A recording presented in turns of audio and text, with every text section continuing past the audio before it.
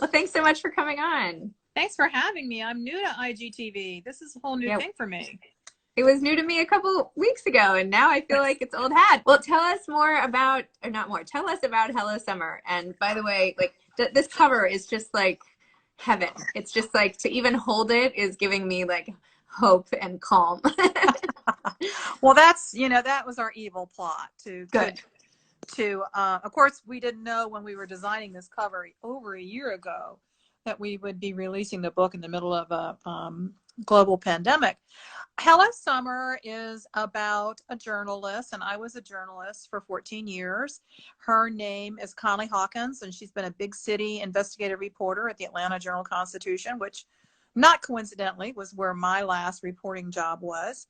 And she's at her going away party. She's taken a new job with a big deal investigative outfit in DC, digital only.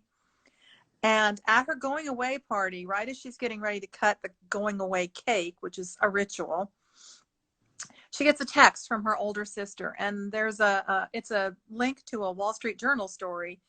And the story is saying that the outfit that she's going to work for has just folded. So she's out of a job. She's been living with her boyfriend, who also works in the newsroom. And she's broken up with him because she's leaving town for a new job. So she's out of a job. She's broken up with her boyfriend. She's homeless. She doesn't have a whole lot of options. And so the only option she really does have is to go back home. And that is a bummer for her because home is a small town in Silver Bay, Florida. It's in the Florida Panhandle. And her older sister is the managing editor of the family-owned struggling weekly paper. So she goes back home with her tail tucked between her legs, and her thought is that she'll hang out with her grandmother. Her grandmother has this great old beach house at the beach. She'll work on her tan, send out some clips and some resumes, get a new job, and then go on to the next thing. But of course, that doesn't happen. And she immediately gets drawn into a big story, and things happen. Wow. So exciting. How long did this book take you to write? Oh, I do a book a year. So, last year when I was working, I was touring on last year's book, which was Sunset Beach, Yeah. which was also set in Florida, which is my, I'm a Floridian. I was working on it. So I do a book a year. Things get really intense about the last 4 months of the year. So I handed this in. Literally, I was writing the end on Christmas Eve. Oh my gosh. Way past deadline. How do you keep that output level up? How do you do that? How do you keep coming up with ideas? How do you keep just churning out books that all are interesting and have their own unique plots and twists? I mean, how do you do that? It's so impressive. Well, I think part of it is, my journalism background, although I blow deadlines big time, I know that I don't have the luxury of waiting for the muse to tap me on the shoulder. I have to go grab the muse and choke it and drag it back to my office. So some days are better than others, but I know at the end of the day, at the end of the year, I'm going to turn that book in no matter what. And it isn't a matter of ideas. Ideas are floating around kind of like the virus. Ideas are everywhere. The challenge is to find an idea that sticks. I sort of compare it to my brain is a lint trap. And, if I have an idea floating around, but if it hangs around and it bothers me and I wake up in the middle of the night and I think, I wonder what would happen if that happened, then I know that maybe there's a book there. How many years in a row have you written a book a year? I think, well, this is my 27th novel. I left newspapers 29 years ago. I did a couple of years where I did 2 books a year. Oh my gosh. So I think in all that time, in 29 years, I've only ever had 1 calendar year where I didn't have a book come out. And that was because I had changed publishers. And that happened about 12 years ago. 2 comments, by the way, just came in that your books have brought them out of their COVID book slumps and they've kept you going.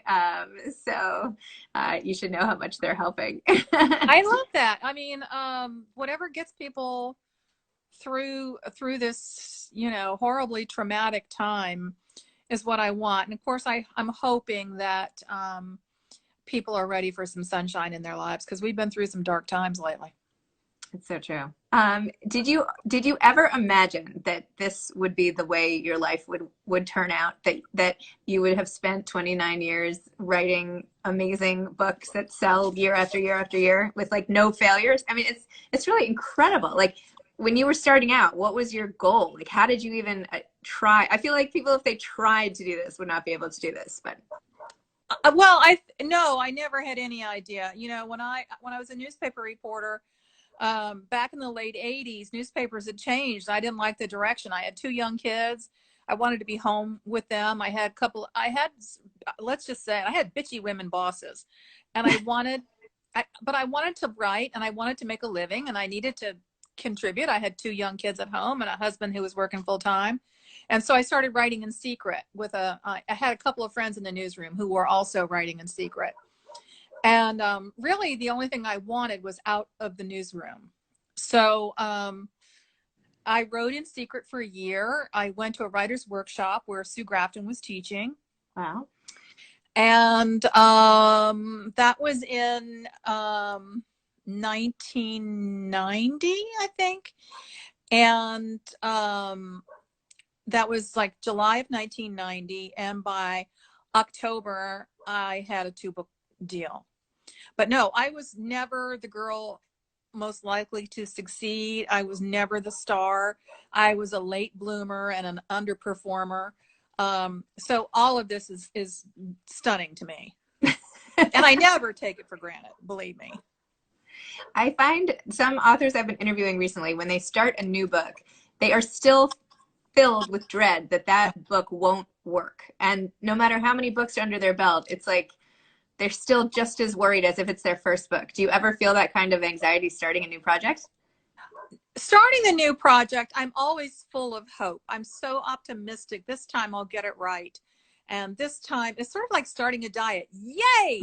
Yay! Keto. I am only going to eat hard-boiled eggs and bacon, and bread is my enemy. And then you're like, oh, no, I really need cake. So, the first few days, you're full of euphoria and all the hope.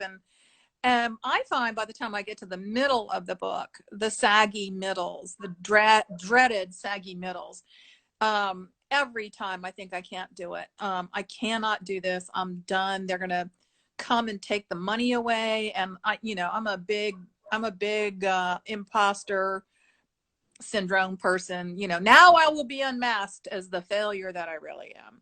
And I'll tell you, I'm going to lift my phone up a little bit so you can see a little bit of my office in the background. I have all my book jackets framed. I was going to ask if that's what those were, but I didn't want to pry into your home. No. And they are there to remind me that every time when I think I can't do it, that this book sucks and they will come and take the money away. I look at those and I say, you always think that, but every year you do it. And it's sort of a reminder to me that, you'll get past the sucky middles. Wow. Well, maybe this time in life is just like a sucky middle for all of us that we have to remember to get through, because we've gotten through other stuff before. So, well, thank you so much. Thank you for all of your amazing contributions to the literary world. I mean, so your bookshelves full of books are so impressive. I'm not saying that very well, but thank you. No, it means a lot. Thanks for coming on, and my pleasure. Your advice is really, really inspiring. So thank you for that. Great to be with you, Zibby. Great to be with you. Bye-bye.